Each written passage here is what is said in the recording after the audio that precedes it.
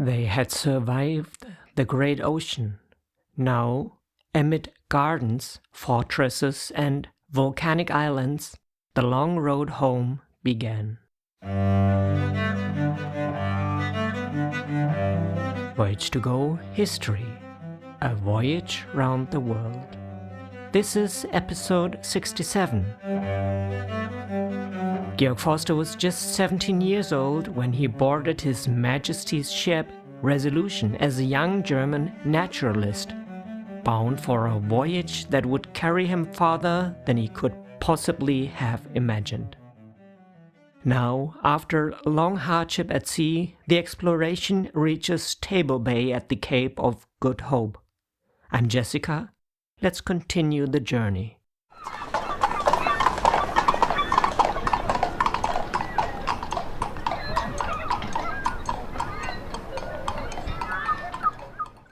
What happened in the last episode? Driven back by ice and exhaustion, the crew of the HMS Resolution had abandoned their final push into the far south and had turned north, just beyond the 60th parallel.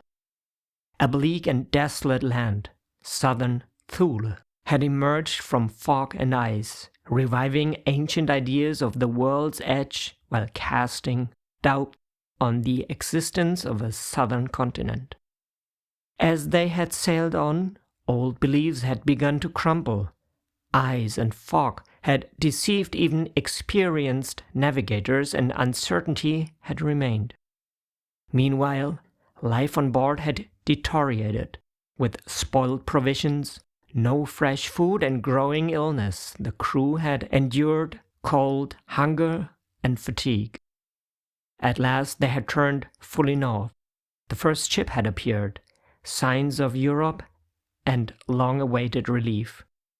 The episode had ended as they had reached Table Bay after 27 months at sea, on the threshold between survival and return.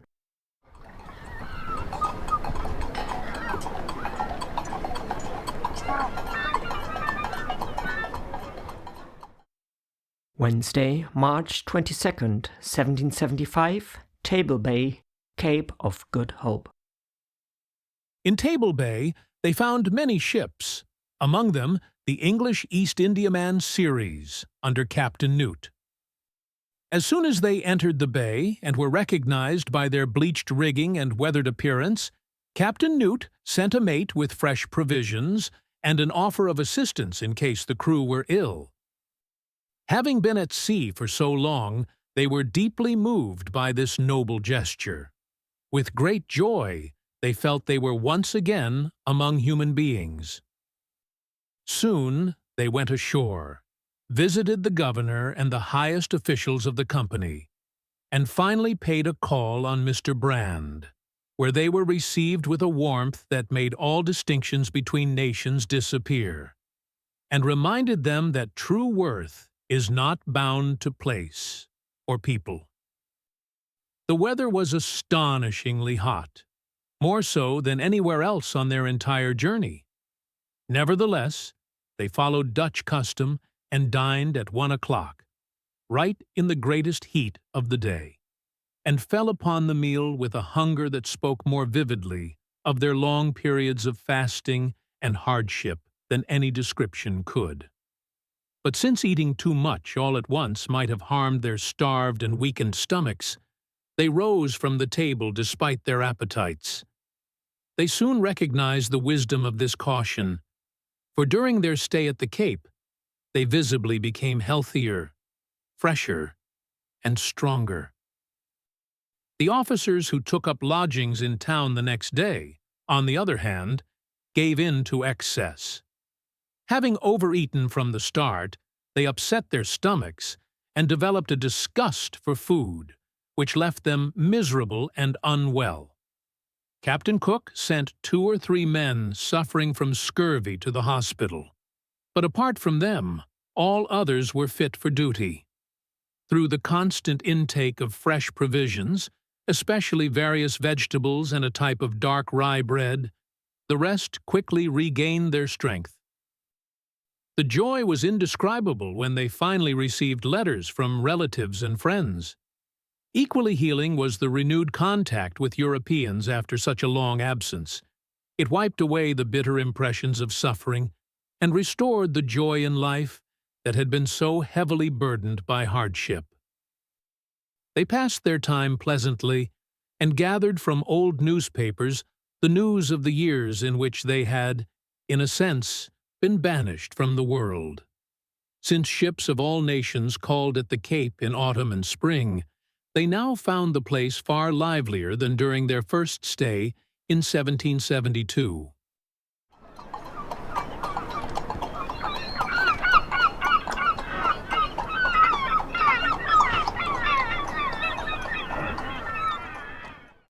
Thursday, March 23rd, 1775, Table Bay, Cape of Good Hope.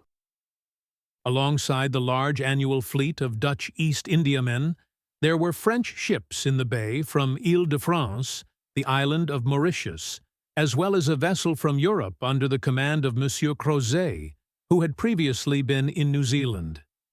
In addition, Danish and 2 Swedish East Indiamen arrived, and a Portuguese warship stayed for a few days, along with 3 Spanish frigates, one returning from Manila, the other 2 bound for that destination and remaining for several weeks. In 1775, the Cape of Good Hope was one of the most important hubs in global seafaring. Strategically located at the route connecting Europe with Asia, it served as an essential supply and stopover point for ships traveling between the Atlantic and Indian Oceans. The Dutch had established a permanent colony there in the 17th century, the Cape Colony, administered by the Dutch East India Company. Its primary function was to serve as a provisioning station for the so-called East Indiamen, large merchant ships that sailed between European ports, especially Amsterdam and the Dutch colonies in Asia. But it wasn't only Dutch ships that called at the Cape. Other nations were also permitted, at least upon payment and with permission, to take on supplies, refill water, and carry out repairs. In 1775, French ships from the Ile-de-France, today's Mauritius, arrived at the Cape, as did Danish and Swedish East Indiamen. Even Portuguese and Spanish warships used the harbor, for example while traveling to or from Manila in the Philippines. This international mix made the Cape one of the liveliest meeting points in the maritime world of its time. Sailors and officers from all across Europe encountered one another here, exchanging news, rumors, and experiences before setting off again for different parts of the world. In later years, especially in the 19th century, the Cape remained an important stopover until the opening of the Suez Canal in 1869 greatly shortened the route to Asia. After that, the Cape lost its strategic preeminence, but it remained a place rich in history, a symbol of that era when the world's oceans formed the connecting web of global exploration and trade. During their stay, they took an excursion to False Bay, where Mr. Brand of the Dutch East India Company had been appointed commander. The summer heat had burned away almost all the greenery, and the countless shrubs and plants of Africa appeared withered. Still, they found many species in bloom, and added to their plant collection. The roads at the Cape were poor. Some led through deep sand, others over hard piles of stones. Not far from False Bay, they saw large flocks of a special kind of partridge, which the Dutch mistakenly called pheasants. These birds were not very shy and could be easily caught and tamed. The Dutch even had a method for relocating them to new places. They would dip a few tame birds in water, sprinkle them with ashes, and place them in the bushes with their heads tucked under their wings. After this, the birds would no longer leave the spot. Georg found the story doubtful, but he was assured of its truth by reliable people at the Cape. The area around False Bay was even more desolate than the land around Table Bay. Apart from the commander's residence, a few private houses, company warehouses, and workshops. However, the color of the mountains was more pleasant, and the variety of plants and birds was noticeably greater. Antelopes were plentiful, living either in inaccessible rocky terrain or on grassy plains dotted with small bushes. One day, they climbed the mountains and returned exhausted from the heat. Along the way, they discovered overhanging rocks with small caves where Dutch antelope hunters would sometimes spend the night. Simon's Bay was the best part of False Bay, as ships were safely sheltered there from the northwesterly storms of winter. False Bay and Simon's Bay lay at the southern tip of Africa, in close proximity to the Cape of Good Hope. Both places played an important role in the history of seafaring and owe their names to the experiences of early sailors. False Bay got its name because many ships mistook it for Table Bay near Cape Town. When sailors approached from the east, they often believed they had already reached the safe harbor of the Cape, but in fact they were in this deep yet wind-exposed bay on the wrong side of the peninsula. Especially during storms, such a mistake could be dangerous. Thus, the name False Bay remained as a lasting warning of these navigational errors.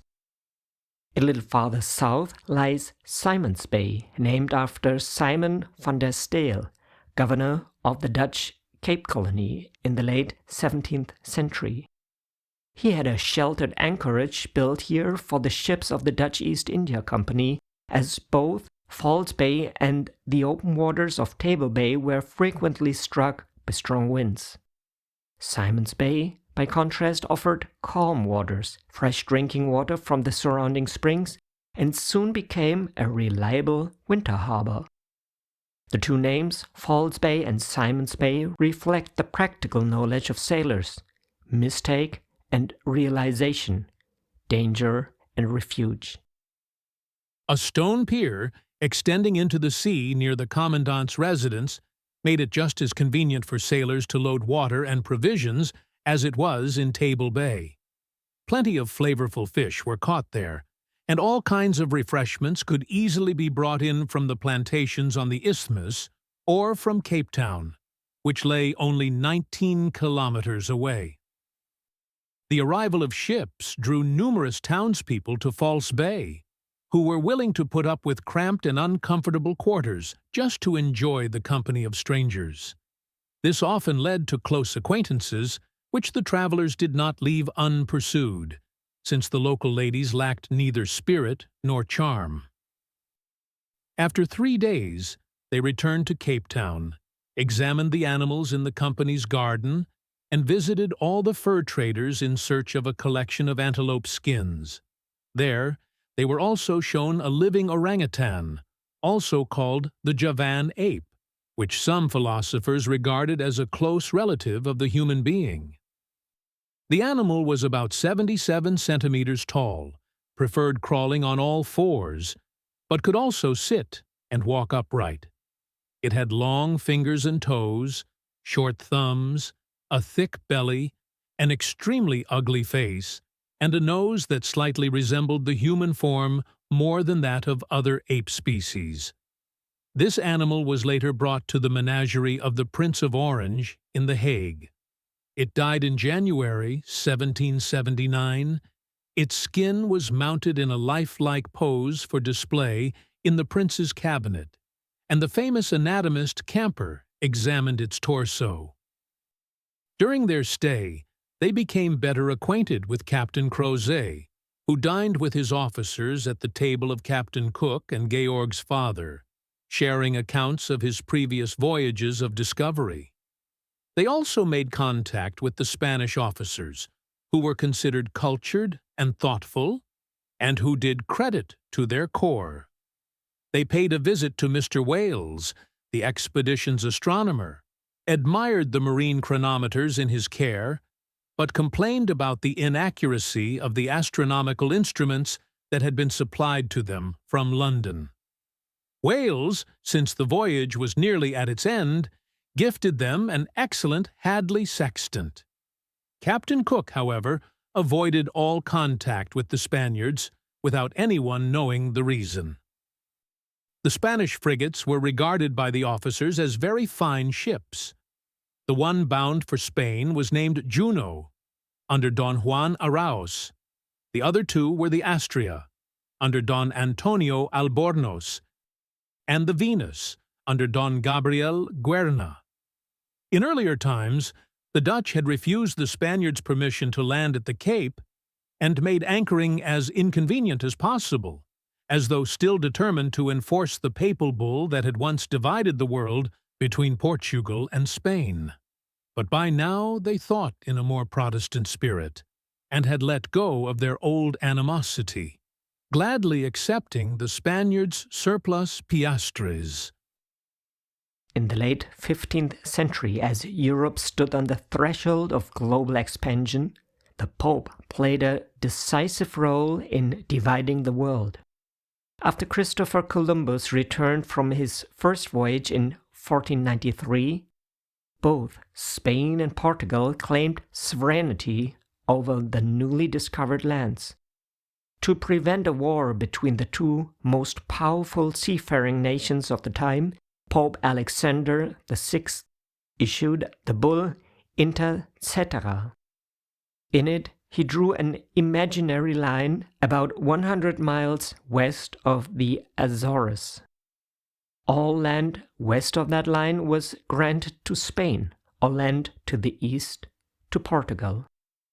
A year later, the Treaty of Tordesillas shifted this dividing line further west, giving Portugal claim to the territory that is now Brazil. It was a remarkable act of papal authority. With a single stroke of the pen, a man in Rome divided the entire earth between two kingdoms. According to one anecdote, the Pope barely understood where these lands even lay, and some cardinals mocked him for assigning regions that no Christian had ever seen. Over the centuries, this division shaped not only borders but also languages and cultures: Portuguese in Brazil, Spanish in nearly all of South America. By 1775, in Captain Cook's time, the papal demarcation line had long since lost its legal force, but its shadow still lingered on old maps, in colonial rivalries, and in the lingering idea that the world had once been split in two by divine decree.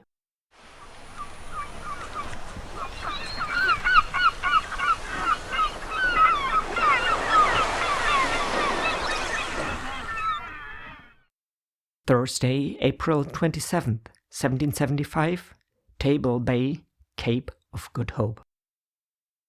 After the crew had fully recovered and regained their health, and the ship had been repaired and newly painted, they took on provisions for the return voyage and prepared to set sail with the first favorable wind. On the morning of April 27th, they returned on board, having taken leave of all their friends, especially Dr. Sparman, who had shared in the dangers and hardships of the voyage, and whose kind heart had won the affection of all who knew him. At midday, the Dutton, a ship of the English East India Company under Captain Rice, set sail, and they followed shortly after, saluting the fortress as they departed. The Spanish frigate Juno honored them with 9 cannon shots, which their own slow gunners only managed to return 15 minutes later. A Danish ship under Captain Hansen then fired a salute of 11 shots.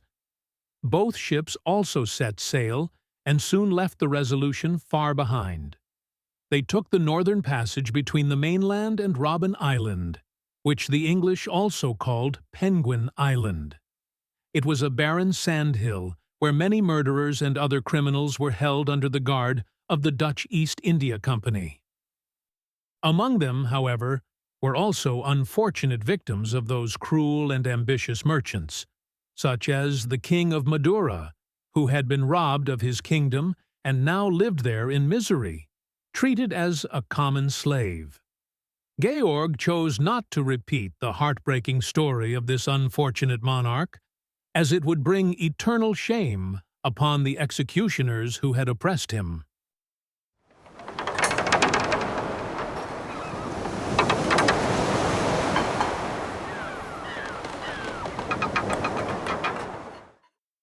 Friday, April 28th, 1775, at sea, South Atlantic. In the morning, a hiding place was discovered in the lower part of the ship, where a man had concealed himself.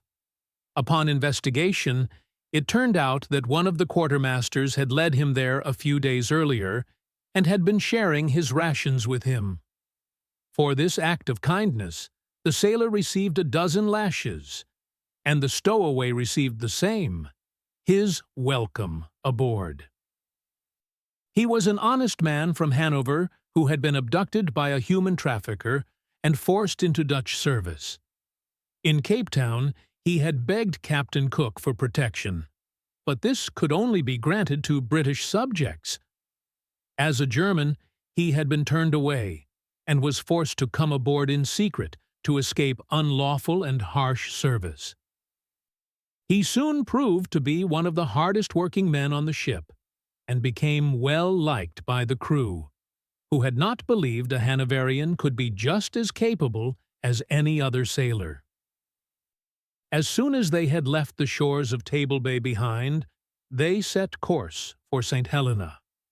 The Dutton remained in company, as its captain relied on the greater accuracy of the Resolution's navigation.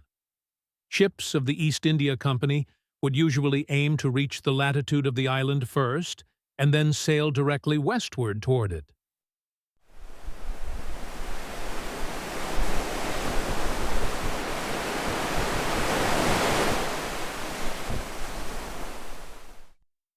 Monday, May 15th, 1775, James Bay, St. Helena. Today they sighted the island directly ahead and dropped anchor at midnight in James Bay, the usual anchorage. The southeastern coast, which they had sailed along, proved to be rather high, and was made up of steep, porous, black-brown cliffs that seemed hollowed out by the eternal pounding of the waves. The next morning, Fort James, the main fortress of the bay, saluted them.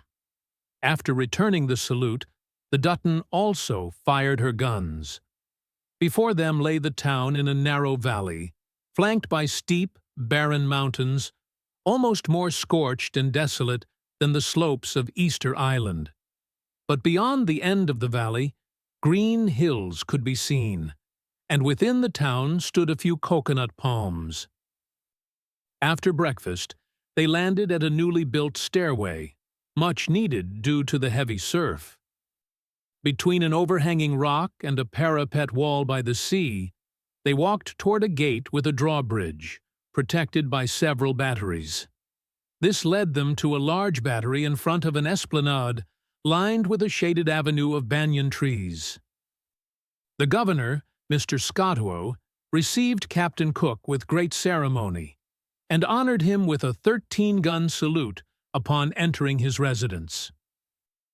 Soon after, the passengers from the Dutton arrived, including the young Frederick Stewart, son of the Earl of Bute, John Graham, formerly of the Bengal Council, along with his wife and other officers and gentlemen. Mr. Graham, a dignified man who had grown old and battle-scarred in the service of his country, passed away soon afterward in Montpellier. During their stay, he missed no opportunity to assist the naturalists in their research and make their visit to the island pleasant. That same day, they were introduced to the company's officers, who received them with great openness.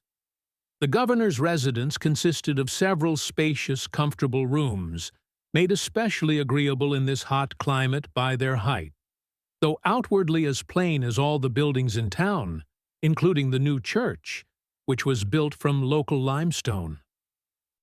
Behind the governor's house was a small garden with shaded paths and rare East Indian trees, including the Barringtonia. Higher up the valley were the garrison barracks and the hospital, which included a fruit and vegetable garden where patients could walk. Despite the sea breeze, the heat was almost unbearable, trapped and reflected by the surrounding mountains. This often made the town feel gloomy and oppressive.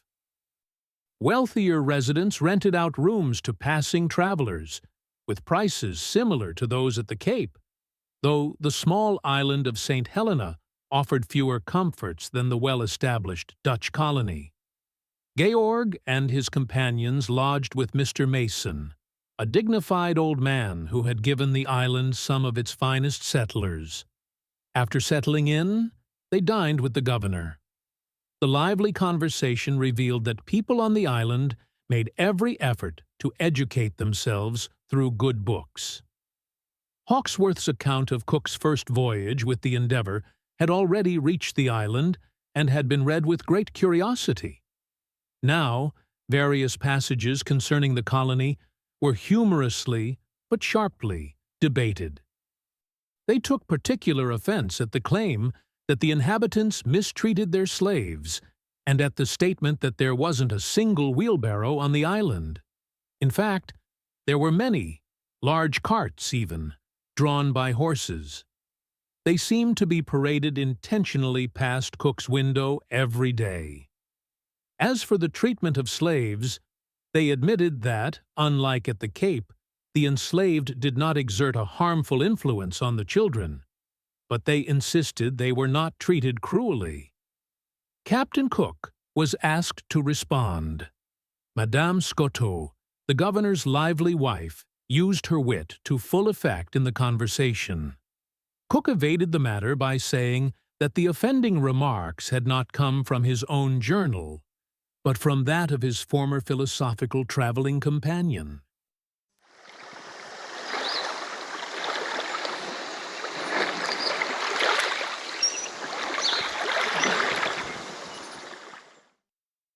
Tuesday, May 16th, 1775, St. Helena. Early in the morning, Mr. Stewart, Captain Cook, and Georg set out on an excursion into the mountains. They rode up Ladder Hill to the west of the town. The recently constructed path zigzagged up the slope, was 9 feet wide, about 2.7 meters, and bordered on the valley side by a wall 3 feet high, around 90 centimeters, built from the same stone that made up the entire mountain. It consisted of lava, some of it weathered into brown soil, some forming large masses of black, porous slag that appeared almost glassy in places. Many of these rocks jutted out over the path and occasionally broke loose, often dislodged by goats on the slopes, tumbling down and alarming the residents with both danger and noise. For this reason, the garrison soldiers had orders to shoot any goats seen on these cliffs. As the meat belonged to them, they were happy to carry out this order. At the top of the hill, they reached the island's interior. After barely half a mile, a magnificent view opened before them. Green hills, crossed by fertile valleys full of orchards, groves, and cultivated plots.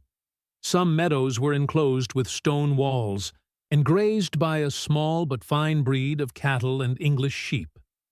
Every valley had a stream, some likely fed by the 2 high central mountains of the island, which were often wrapped in cloud.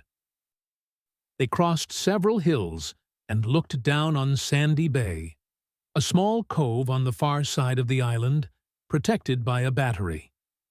The landscape was exceedingly romantic, mountains covered to their peaks in forest, and the graceful form of Diana's Peak rising above them all. The rocks in this highland area differed greatly from those in the lower valleys. While the lowlands clearly showed traces of ancient volcanoes, the heights consisted of dark gray, clay-like stratified stones, partly limestone, in places soft soapstone. The layer of soil above was 6 to 10 inches deep, 15 to 25 centimeters, rich and fertile and full of plant life, including species Georg had never seen anywhere else in the world. There were so-called cabbage trees, gum trees, and redwood. The first grew in damp ground, the last on dry heights. Hawkesworth had claimed that the diversity of plants was due to climate differences between parts of the island. But Georg had seen them growing right next to each other, and the island was neither large nor high enough for such climatic variation to explain the diversity. The cabbage tree grew wild, had large leaves, and was used only as firewood. The name had no connection to cabbages and should not be confused with the cabbage trees of America, India, or the South Seas, which belong to the palm family. Several times they were soaked by heavy showers, but the sun dried them again within minutes. Along the way, they asked many enslaved people how they were treated by their masters. Overall, the answers were favorable and cleared the local Europeans of the charge of cruelty. A few complained of meager rations, but it was credibly stated that their masters, too, sometimes had to get by on salted meat. The soldiers fared worst of all. They received only salted provisions year after year, and the East India Company issued them in meager quantities. Their pay was low and reached them from England only after heavy deductions. Industrious soldiers could take leave to carry wood from the mountains into town. A few old men did this and appeared cheerful until they were made open-hearted enough to admit their misery. Still, all were united in their affection for the governor, who cared for their welfare and was held in high esteem throughout the island. On the far side of the valley, they rode back down toward the town, feeling refreshed by the excursion. The local horses were mostly imported from the Cape of Good Hope, though a few were now bred on the island. They were small but extremely well suited for climbing the mountainous terrain.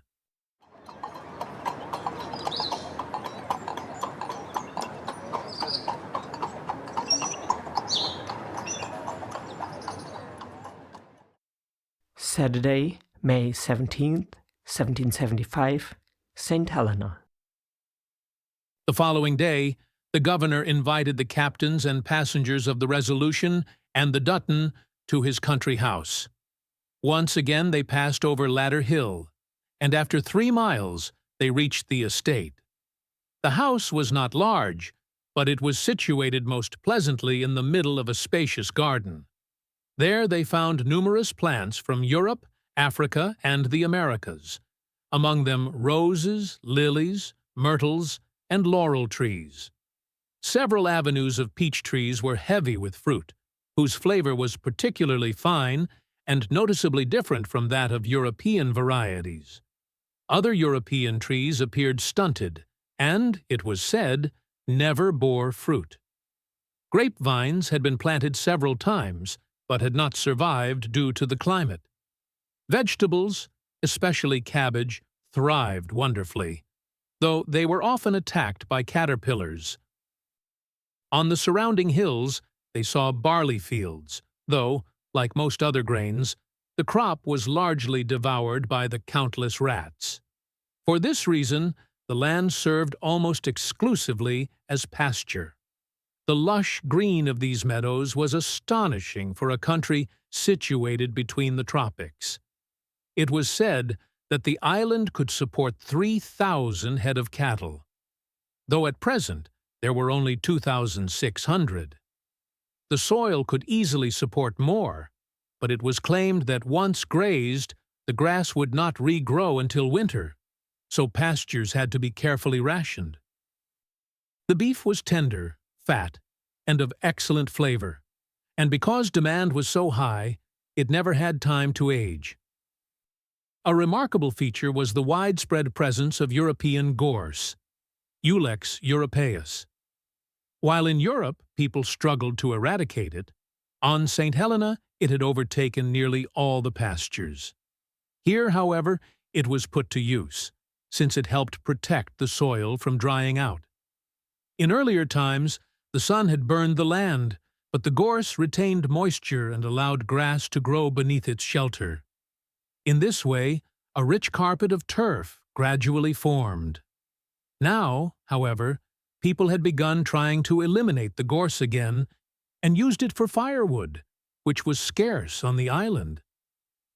Georg admired how sparingly people here and at the Cape used fire. He observed that the locals could cook an entire meal with the amount of glowing embers that an English cook would barely use to boil water for tea.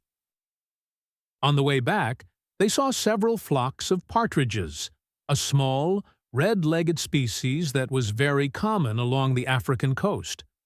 They also spotted elegant ring-necked pheasants, which, along with guinea fowl and rabbits, had been introduced by the governor. At present, shooting a pheasant was still punishable by a fine of £5, but since the birds were rapidly multiplying, this restriction would soon no longer be necessary.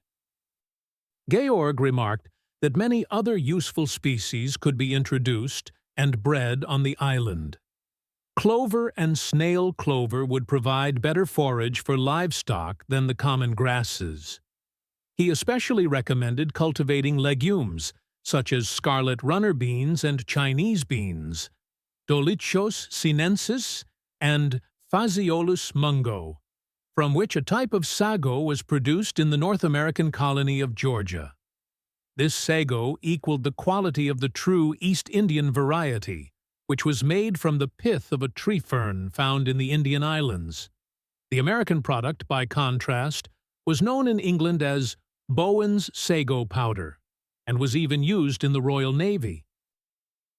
Sago is a starchy food product extracted from the pith of certain types of palm trees, especially the sago palm, which grows in the tropical regions of Southeast Asia and Oceania. To produce sago, the trunk of the palm is felled and the soft inner core is shredded. Its pith is then washed with water, allowing the fine starch to separate out. After drying, it forms a white, slightly grainy powder. In many island regions, sago was a staple food, especially in areas where rice or other grains could not be grown. People used it to prepare porridge, flatbreads, or soups. On long sea voyages, such as those undertaken by James Cook, sago served as a nutritious and long-lasting supply ration. It provides energy, is easy to digest, and could be quickly cooked in hot water. Today, sago is also processed industrially, for example as a thickening agent in desserts or as a gluten-free alternative to cereal starches. To combat the rats and caterpillars that greatly hindered agriculture, patience and experimentation would be needed. Donkeys should be introduced from Senegal, as Addison had reported them to be of excellent stock. They would ease the transport of heavy loads and could be kept on land unsuitable for cattle, as they were not particular about their feed. The following day, they visited Mr. Mason's country house, 4 to 5 miles from town. On the way, they took a detour to climb a mountain near Diana's Peak, where they collected some rare plants in heavy rain. During the ride, they also discovered a small species of blue pigeon, which, like the red-legged partridge, was native to the island. Rice birds, Loxia oryzivora, by contrast, had been introduced from East India. They also passed a small estate about half a mile away, where 2 Brahmins were living, men who had been accused of causing harm to the company in India. Whether they were actually guilty remained uncertain, but what was clear was the contrast with the Dutch treatment of prisoners. While the king of Madura had been thrown into a dungeon on Robben Island, the Brahmins on St. Helena were free to walk about. owned a house and garden, had ample supplies, and even slaves to serve them. That evening, Mr. Graham hosted a ball for the townspeople. Upon entering the hall, Georg was pleasantly surprised by a large circle of elegant ladies, tastefully dressed. They appeared as if from one of Europe's most refined capitals. Their features were regular, their figures graceful, and their complexions dazzling. In addition, they displayed unpretentious manners, polished conduct, pleasant liveliness, and a great deal of wit in conversation. The following evening, another ball was held with the same company.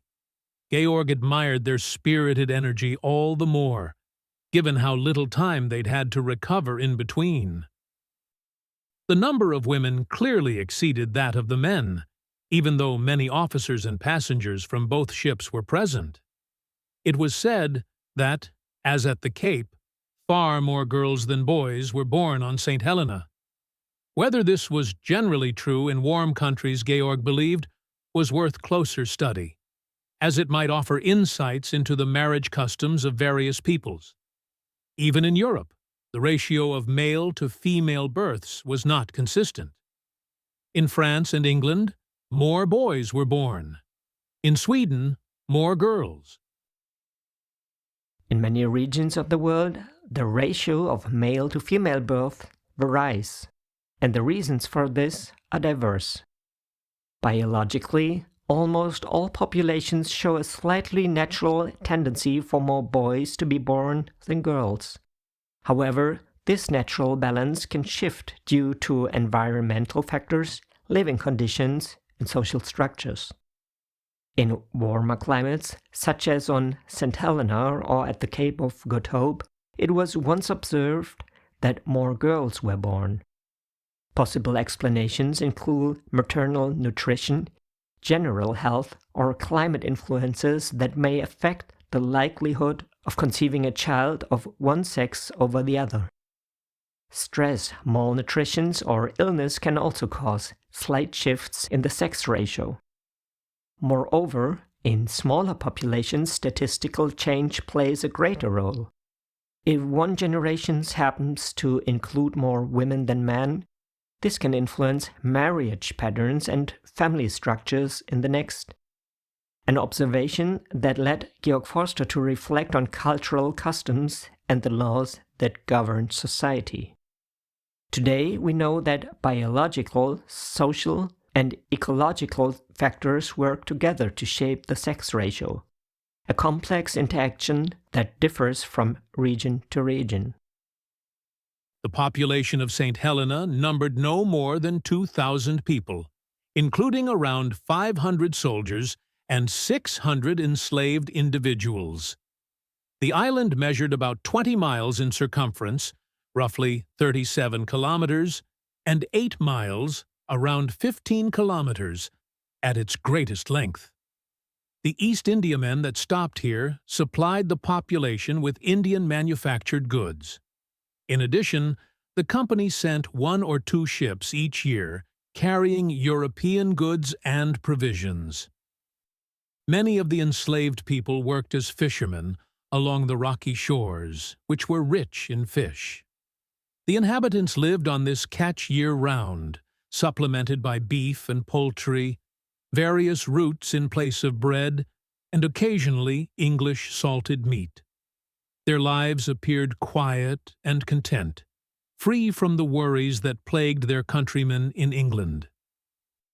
The same society that had gathered for the ball appeared the next morning in church. Mr. Carr, a young clergyman, delivered a thorough and fitting sermon that left Georg with a very favorable impression of him. Afterward, they dined once more with the governor. Finally, they took leave of their new acquaintances, whose warm and gracious manners had won their deep respect in such a short time, and returned to the ship. Captain Cook's departure was marked with the same salute of honors from the fortress that had greeted his arrival. That evening, they raised anchor and set sail northward in the company of the Dutton.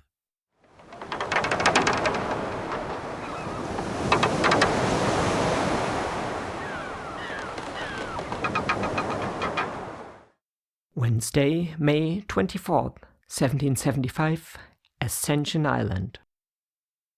The East India Company had recently forbidden its ships from continuing to call at Ascension Island to catch turtles. But Captain Cook wished to visit the island and parted ways with the Dutton on the evening of May 24th.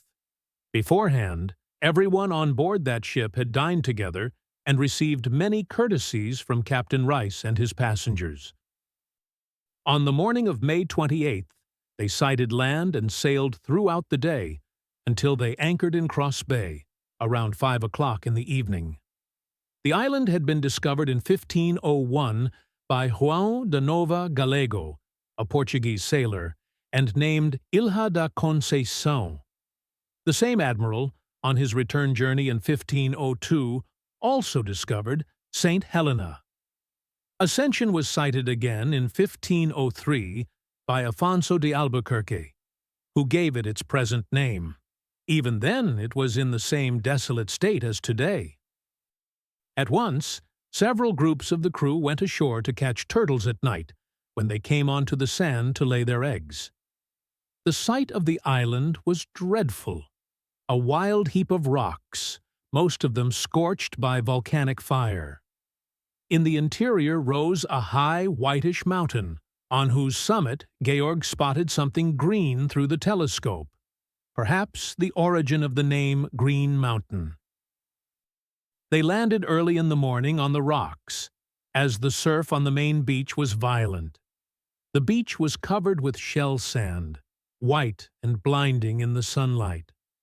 They climbed up between piles of black, porous lava, similar to that of Vesuvius or Iceland. The blocks lay stacked as if set by human hands, though they were most likely formed by the rapid cooling of lava flows. After ascending 12 to 15 ells, around 6 to 8 meters, they reached a vast plain about 6 to 8 miles in circumference. There, several cone-shaped hills of red, soft lava rose, which could easily be crumbled into soil. One of them stood directly before the bay and bore a wooden cross on its summit, from which the bay took its name.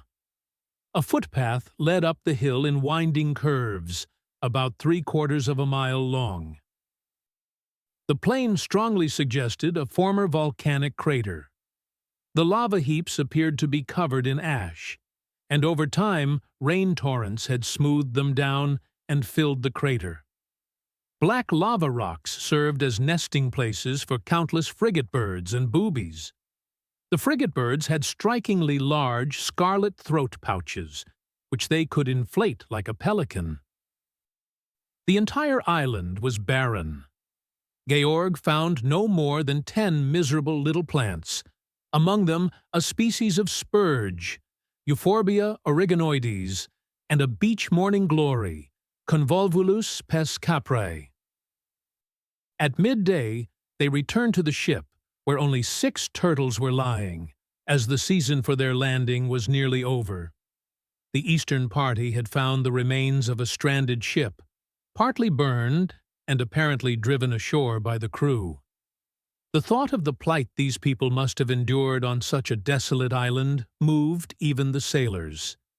Yet their misfortune became a benefit to the Resolution, as Captain Cook ordered the remains of the wreck brought aboard as much-needed firewood.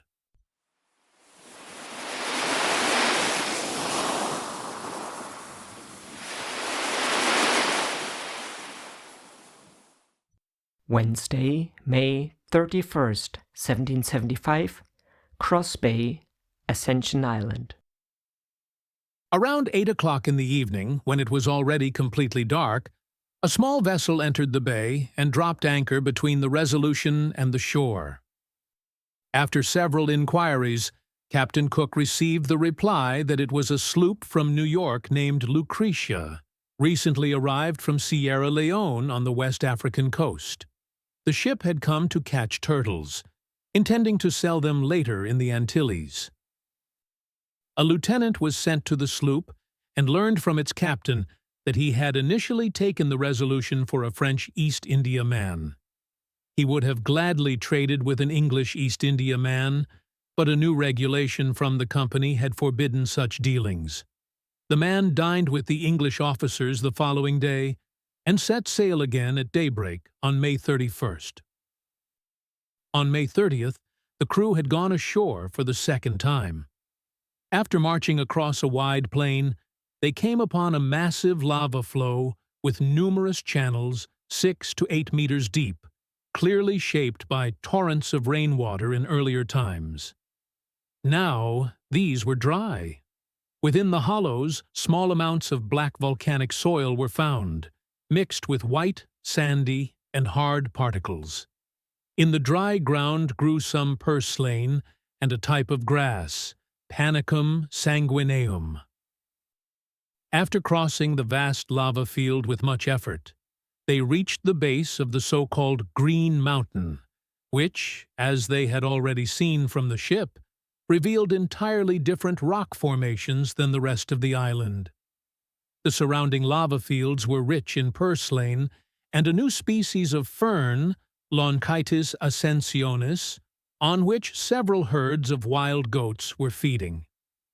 The large mountain was composed of porous, tuff-like limestone, untouched by the volcanic eruptions and presumably much older. On its slopes grew a grass found only on this island, which had been named Aristida ascensionis by the naturalist Linnaeus. There, many wild goats roamed, shy and nimble, leaping over the most dangerous crevices where no human could follow. The captain of the Lucretia reported that there was a fresh spring on the mountain, which tumbled down a steep rock face and then disappeared into the sand. Georg was convinced that Ascension Island could be made habitable with little effort. One would only need to introduce European broom species, Ulex europaeus, or similar plants that thrive in dry soil. These would, as on St. Helena, help retain moisture in the ground, gradually cover the land, and clothe the island in grass. Over time, a fertile layer would form on which more useful plants could be cultivated. At the height of midday heat, they returned across the plain to Cross Bay. The walk was over 8 kilometers, and both the sun and the glowing ground utterly exhausted them. Around 3 in the afternoon, their faces, necks, and feet burned, they finally reached the shore. After bathing in a small rocky cove, a boat brought them back to the ship.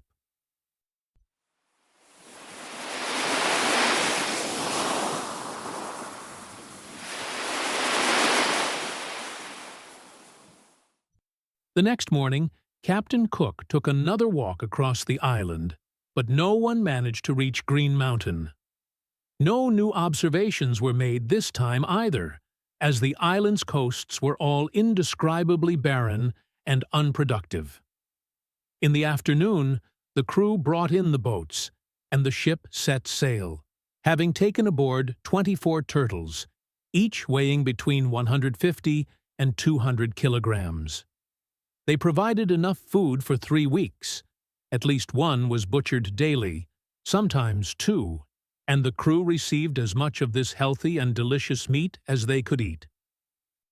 After leaving Ascension Island, the Resolution sailed far westward until, around 1 o'clock in the afternoon on June 9th, they sighted Fernando de Noronha, an island not far off the Brazilian coast. Since the island's astronomical longitude was still uncertain, Captain Cook intended to determine it precisely. Amerigo Vespucci, whose name was later given to an entire continent, had discovered the island in 1502 during his 4th voyage. The origin of its current name remained unknown. In 1733, the French East India Company had established a small colony there, but the Portuguese claimed the territory and took possession of it in 1739. According to French maps, the interior of the island consisted of plains, bordered by ranges of hills near the sea. The English approached the island from the east, rounded the so-called Rat Island at the northeastern tip and saw the Bahia de Remedios, which was protected by 5 forts, some on Fernando de Noronha itself, others on a rock on the northwest side. The island was covered with forest throughout, and some of the mountains seemed of volcanic origin, though densely overgrown. No traces of agriculture could be seen. All 5 forts hoisted their flags at once, and one of them fired a cannon. Cook raised the British flag, had a gun fired from the lee side, and then turned northward.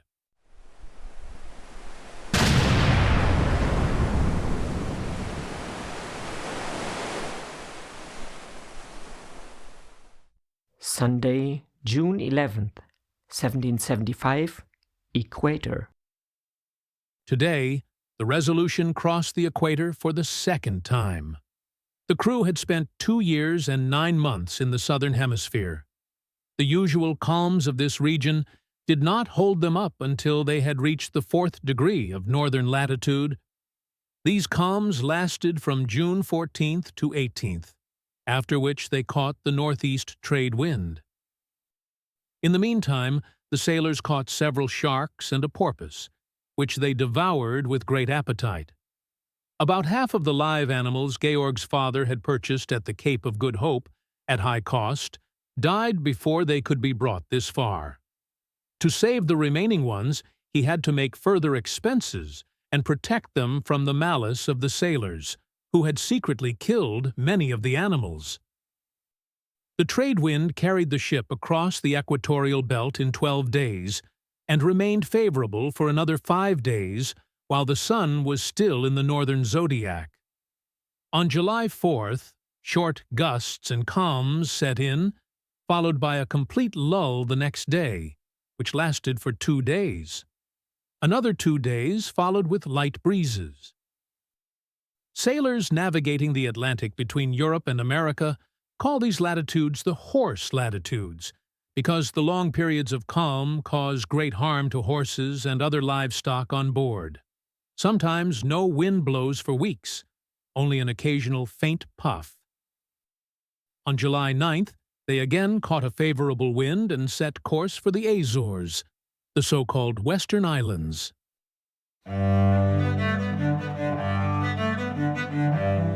And with that, we reach the end of episode 67, where, after long hardships, they found rest and renewal at the Cape before sailing on through distant islands and back across the equator.